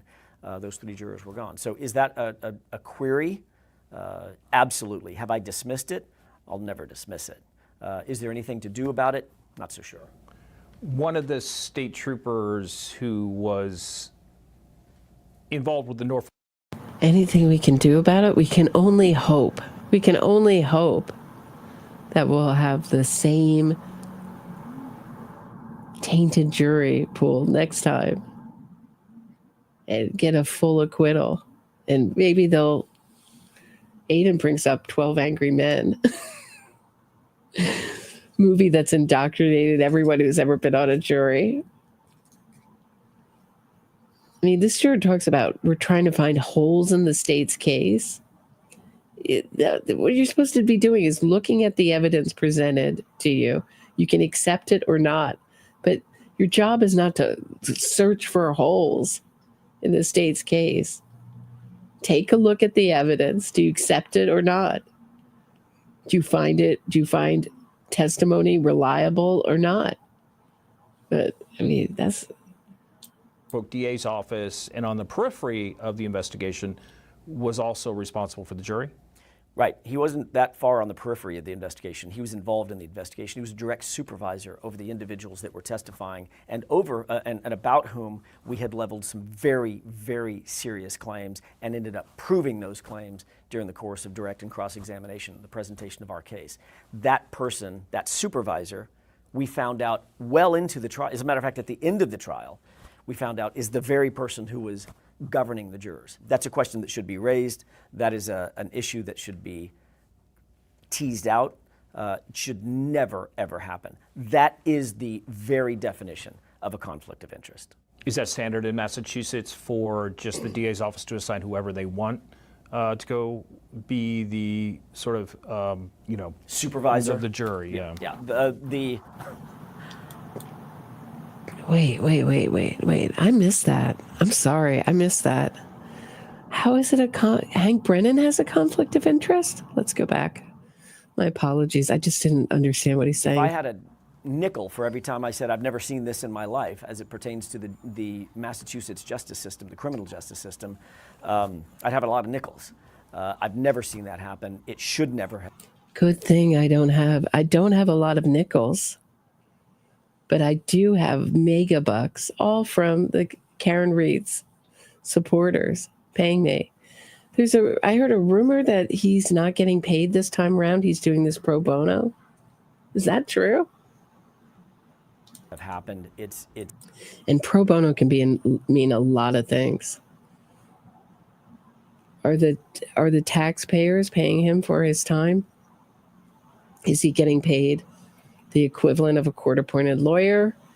Is he working on a reduced fee? Is just his time and he donates his time, but his expenses aren't pro bono? It's abhorrent to the system of justice in which we work. Those kinds of conflicts of interest, they just can't stand. But they did. And we weren't even told about it. I mean, that was one of the most galling parts of that revelation, is that wait, this has been happening under our nose the entire trial, and I'm just now finding out about it. We would have made hay about it as soon as we found out, and we did. But it was. Wait, this is like they're saying they're accusing the Commonwealth of doing exactly what they're doing. So Hank Brennan is complaining about a lack of discovery. They're not handing over discovery. They won't hand over those ARCA documents. Karen Reed, they never handed over any. That's why we had to have that hearing with Marie Russell. They didn't hand over any of her opinions before trial. They violated Rule 14 discovery often. And they're accusing the Commonwealth of doing that. Tammie says, thank you, Roberta, for your hard work and dedication to John's murder. Your opinions are highly appreciated. Thank you, Tammie. Thanks for your support. I appreciate it. Nice to see you. 10 minutes before I was Pats to Gizzy. about to stand up and close the case. Some of the things that Michael Proctor said about you were objectively vicious. What was it like to be there in court and listen to all those texts? Another relief. Just water off a duck's back. While I was publicly clutching pearls and my lawyer was publicly shaming Michael Proctor for saying what happens to be true about me. I am a psychopathic, unrepentant murderer who may be a bit of a whack job. I didn't have any bad feelings towards it at all. I didn't mind. If the shoe fits, I say. So many moments in court were a relief to me because I've known these things in some cases for years, and had to keep it amongst our inner circle. Nothing Michael Proctor texted and admitted out loud in court about me would ever offend me. I'm proud of my overcoming of health crises. Oh, here's their health crises again. This is a episode that I've been planning on doing. Yeah, which is, I want to talk about Karen Read and her using of her health issues in her relationship as a means of control with John O'Keefe.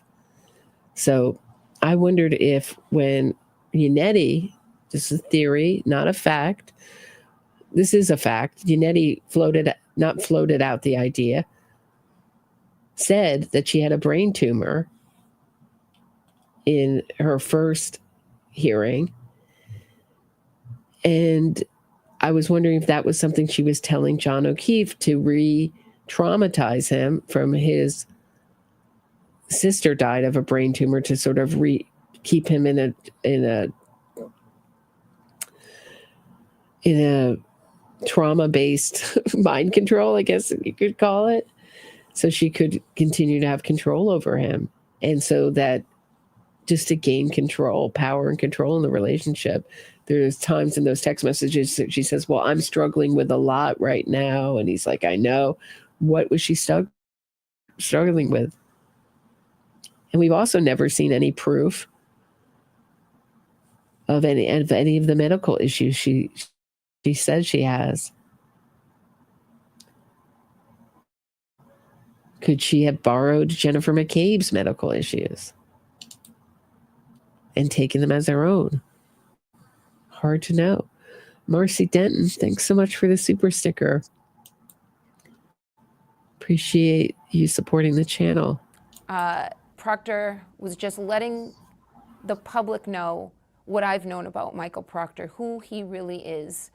And it's just luck that, as I know it, Michael Proctor doesn't have a daughter. But those text messages, as vile as they are, I think are the least of his offenses. Alan, you could have had Michael Proctor read one or two of the text. You spent hours having him. Yeah, but we've never heard of any of his any offenses. My understanding, what I've heard is that he had a clean record, which now he has to go through disciplinary actions because of this. And the Massachusetts State Police admitted to corruption in the unit. It's not corruption, it's inappropriate text. I don't know how that's corruption, but okay. Read those out loud. I'm sure that was done by design. It was. Everything that we did in that cross-examination of Michael Proctor was done by design. I wanted to make sure that I had an audience of 12 folks. An undefined 12 folks sitting in that jury box who were going to make a judgment about, not just about Karen Read, they were going to make a judgment about the prosecution and about the investigating officer in charge of the prosecution, or in charge of the investigation. They needed to see and hear a full panoply of who this person really is and get down to the fabric of the human being. Who he really is.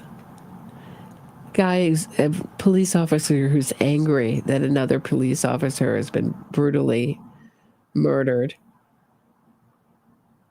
Such a horrible way. And has negative feelings towards the killer. Imagine that, who he really is. That's the only way they could assess the veracity of the entire investigation. As goes the investigating officer, goes the investigation. And the prosecution, the Commonwealth, wanted to hide that. They wanted to mask it. They didn't want to give those data over to us. They didn't want to give those texts to us. They tried mightily. Right, because you didn't deserve them. Doesn't have to do with Karen Read's guilt or innocence. What the police officer opinion of Karen Read doesn't change the evidence. And there's zero evidence that she was framed or it was planted. So The CERT team arrived as Karen Reed's vehicle was being towed to the Sally port. So, towed, whatever, commuted. Towed makes, it was like, you saw the way it was put on a large truck, flatbed kind of back of the truck and brought to the Sally port. There's no time to plant evidence. Unless you're saying that they went back and took hacked more of her, there was already pieces of taillight there, and John's shoe, which is very consistent. And I hope Hank Brennan talks about this more, how really brings this home to the jury, although Lally did bring it up, that when people are hit by cars or clipped by a rather large SUV, they get literally knocked out of their shoes or shoe, the way John O'Keefe did. That would be a good argument. In front of the court to get those suppressed. Why? Because as goes the investigator, goes the prosecution. The texts were vile. They were disgusting. They were not just, as Michael Proctor tried to slough them off, regrettable. Regrettable, Mr. Proctor? Seriously? That's the best you can come up with? Yeah, you know what? That's the exact feeling I have, AJ. That's the best you can come up with for Karen Reed? Proctor's mean text? Is that the best you can come up with? You're such a brilliant, all-star, top-tier lawyer.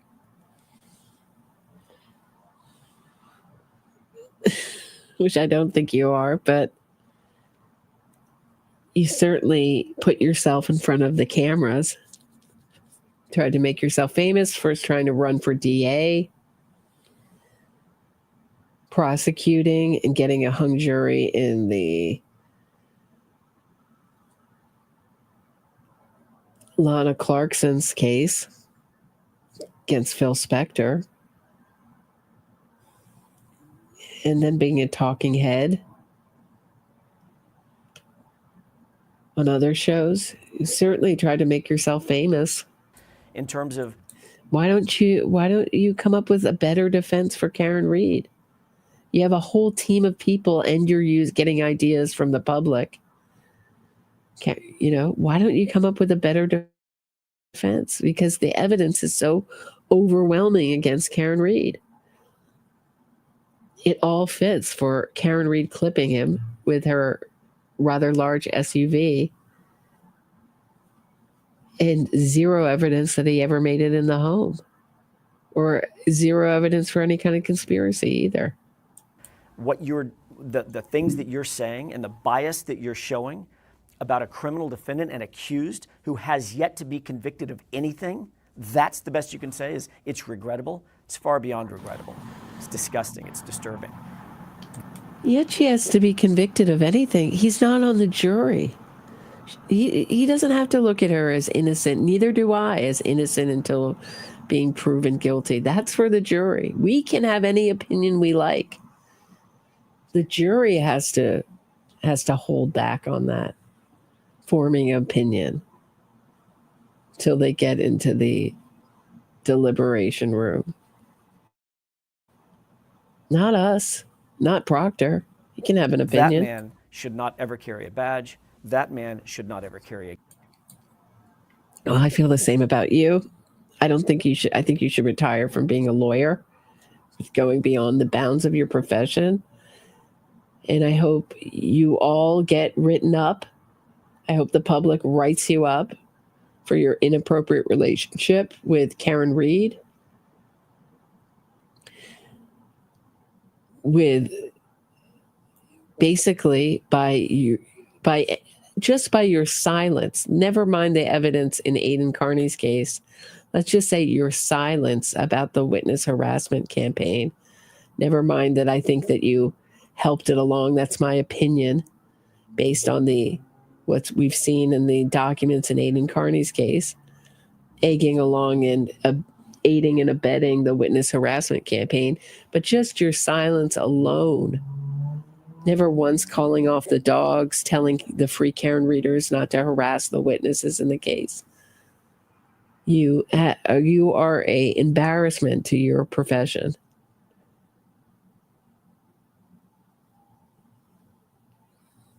Your motions, quoting Aidan Carney's blogs that you leaked evidence to, basically helped write your motions. You should lose your law license.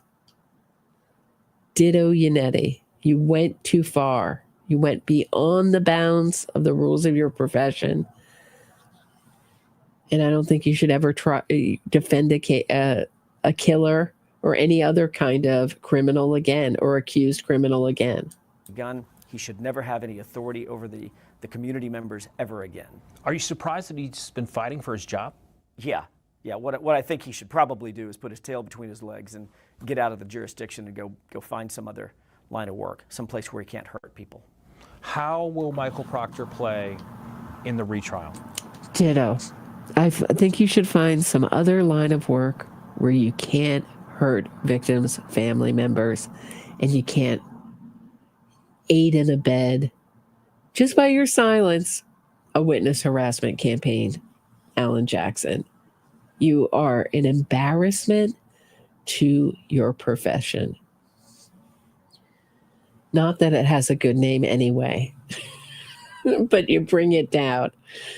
Lawyers were on probably the most top hated profession.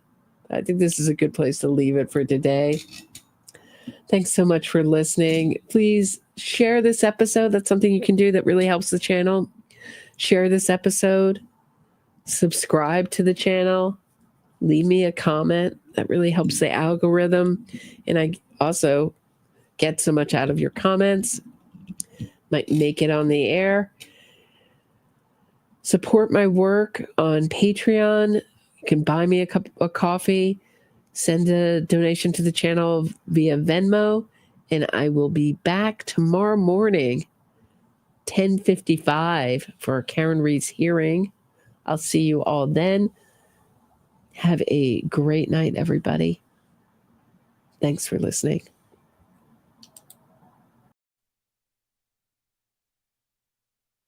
I hit my boyfriend with my car.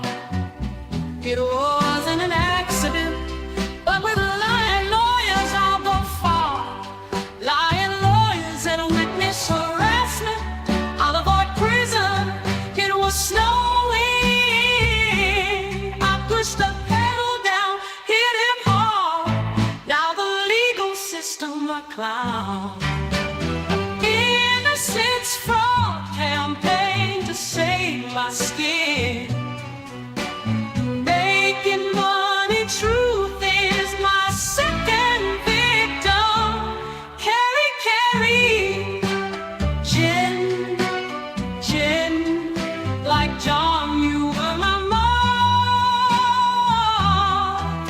My innocence fraud campaign is my biggest hit yet. I hit my boyfriend with my car. It wasn't an accident, but with lying lawyers I'll go far. Lying lawyers and witness harassment, I'll avoid prison. It was snowing. I pushed the pedal down, hit him hard. Now the legal system a clown. Innocence fraud campaign to save my skin. Making money, truth is my second victim. Carry, Jen, like John, you were my mark. My innocence fraud campaign is my biggest hit yet.